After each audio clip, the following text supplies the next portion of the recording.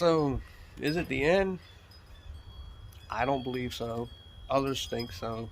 And we could all be wrong. We could all be reading it wrong. But there are several prophetic things that have to happen. And there's also a couple of misconceptions that I want to address. So, first, Israel has to have a temple. If you're going to believe in the Antichrist, then he's going to sit in the temple and proclaim himself to be God. So they have to have a temple. First problem is they don't have a temple. Second problem is where the temple sits is where the mosque is that the Muslims control.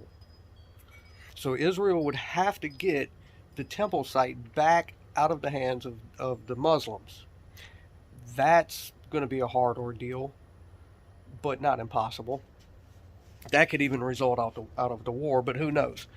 Second, they would probably have to do a lot of reconstruction because they're not going to leave it looking like a mosque.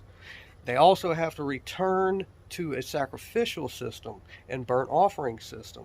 All of this has to take place before the Messiah would come. The other part is some people don't even think that the temple and the mosque is in the right spot. Some people believe it's actually in the city of David. So they could be a completely wrong spot.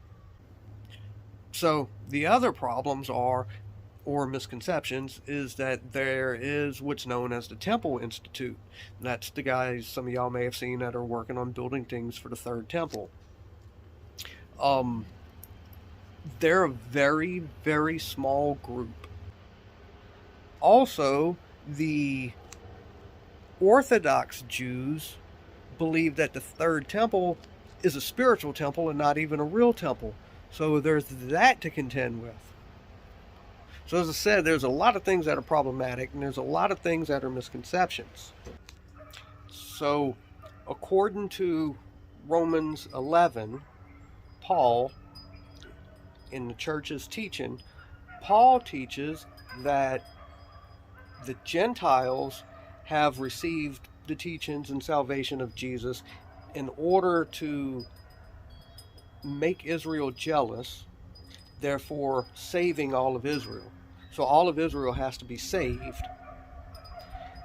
Jesus himself strictly states that he will not return until all of Israel proclaims him the Messiah. Now here's the misconceptions. Everyone thinks of Israel as all of these people praying up against the wall. And the reality is this is a very, very small part. The truth is the majority of Israel aren't even practicing Jews. 90% of Israel is non-observant Jews.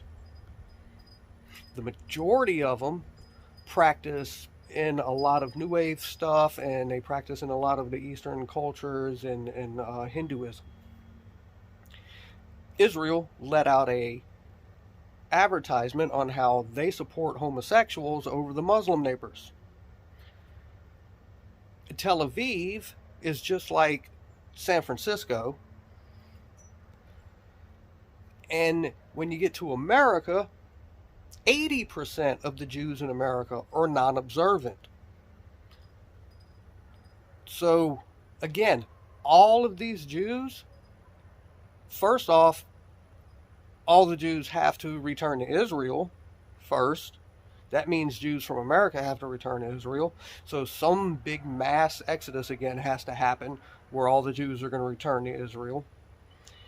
Then 80% of the American Jews and 90% of all Jewish Jews in Israel all have to start practicing. They all are going to have to return to the temple sacrifice system and all of that. They are nowhere near accepting Christianity.